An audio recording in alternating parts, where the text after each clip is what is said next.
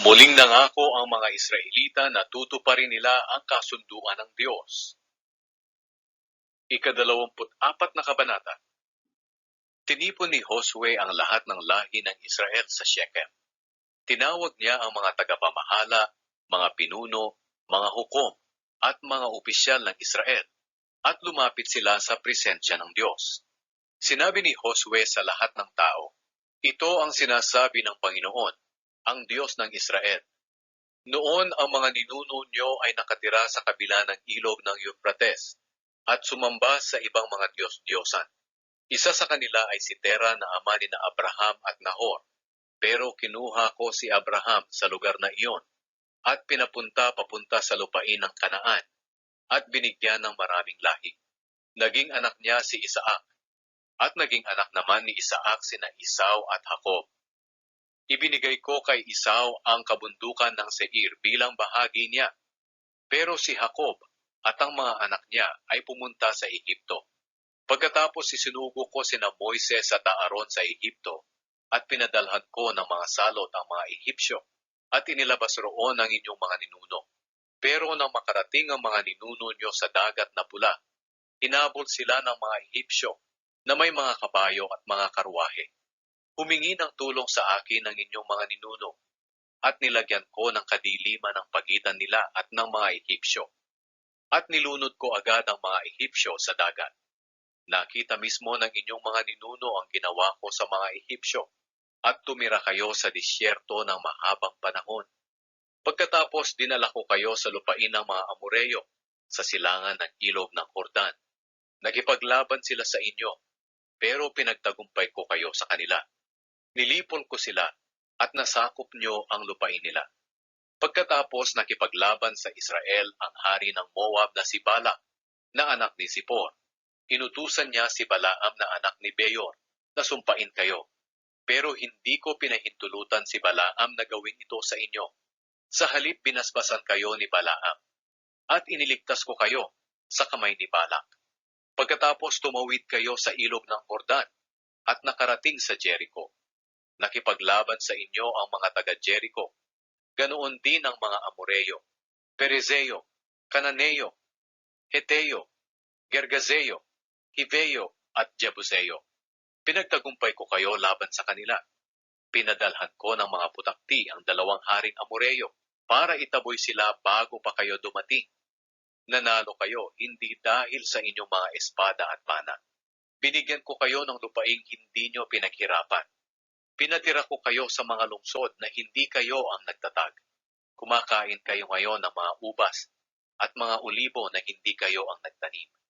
Kaya ngayon, igalang nyo ang Panginoon at paglingkuran na may katapatan. Itakwil na ninyo ang mga Diyos-Diyos ang sinasamba noon ng mga ninuno nyo sa kabila ng ilog ng Euphrates at sa Ehipto, at maglingkod kayo sa Panginoon. Pero kung ayaw nyong maglingkod sa Panginoon, mamili kayo ngayon sa araw na ito kung sino ang paglilingkuran ninyo. Maglilingkod ba kayo sa mga Diyos na pinaglilingkuran ng mga ninuno nyo sa kabila ng ilog ng Euphrates o sa mga Diyos ng mga Amoreyo na ang lupain ay tinitirhan nyo ngayon? Pero para sa akin at sa pamilya ko, maglilingkod kami sa Panginoon. Sumagot ang mga tao, wala sa isipan naming tumalikod sa Panginoon at maglingkod sa ibang mga Diyos. Ang Panginoon na ating Diyos mismo ang naglabas sa atin at sa mga ninuno natin sa pagkaalipin doon sa Ehipto. Nakita rin natin ang mga himalang ginawa niya. Iningatan niya tayo sa paglalakbay natin sa mga bansang dinadaanan natin.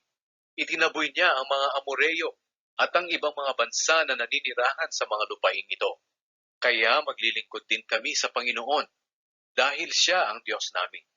Sinabi ni Josue sa mga tao, hindi kayo makapaglilingkod sa Panginoon dahil siya'y banal na Diyos at ayaw niya na may sinasamba kayong iba. Hindi niya babaliwalain ang pagrerebelde at mga kasalanan ninyo. Kapag itinakwil niyo ang Panginoon at naglingkod kayo sa ibang Diyos, magagalit siya sa inyo at paparusahan niya kayo. Lilipulin niya kayo kahit na noon ay naging mabuti siya sa inyo. Pero sumagot ang mga tao kay Josue, maglilingkod kami sa Panginoon. Sinabi ni Josue, kayo mismo ang mga saksi sa mga sarili nyo. na pinili ninyong paglingkuran ang Panginoon? Sumagot sila, Oo, mga saksi kami. Pagkatapos sinabi ni Josue, Kung ganoon, itakwil niyo na ang mga Diyos-Diyosan niyo at paglingkuran ninyo ng buong puso ang Panginoon, ang Diyos ng Israel. Sumagot ang mga tao, Paglilingkuran namin ang Panginoon naming Diyos at susundin namin ang mga utos niya. Nang araw na iyon, gumawa si Josue ng kasunduan sa mga tao roon sa Shechem at ibinigay niya sa kanila ang mga kautusan at mga tuntunin. Sinulat ito ni Josue sa aklat ng kautusan ng Diyos. Pagkatapos kumuha siya ng malaking bato at itinayo sa puno ng terebinto, malapit sa banal na lugar ng Panginoon. At sinabi ni Josue sa lahat ng tao, Ang batong ito ang saksi natin na nakipag-usap ang Panginoon sa atin. Magpapatunay ito laban sa inyo kung tatalikuran ninyo ang Diyos. Pagkatapos, pinauwi ni Josue ang mga tao sa kanya-kanyang lugar. Namatay si Josue at si Eleazar. Dumating ang panahon na namatay ang lingkod ng Panginoon na si Josue, na anak ni Nun, sa edad na 110.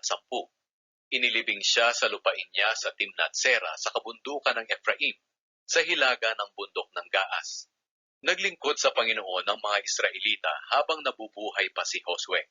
At kahit patay na si Josue, nanatili pa rin sila sa paglilingkod sa Panginoon, habang buhay pa ang mga tagapamahala ng Israel, na nakaranas ng lahat ng ginawa ng Panginoon para sa Israel. Ang mga buto ni Jose na dinala ng mga Israelita mula sa Ehipto ay inilibing sa Shechem, sa lupa na binili ni Jacob ng 100 pilak sa mga anak ni Hamor, na ama ni Shechem. Ang lupang ito ay bahagi ng teritoryo na ibinigay sa mga lahi ni Jose. Namatay din si Eleazar, na anak ni Aaron, at inilibing sa Gibeah, ang bayan sa kabundukan ng Ephraim, na ibinigay ni Eleazar sa anak niyang si Pinehas.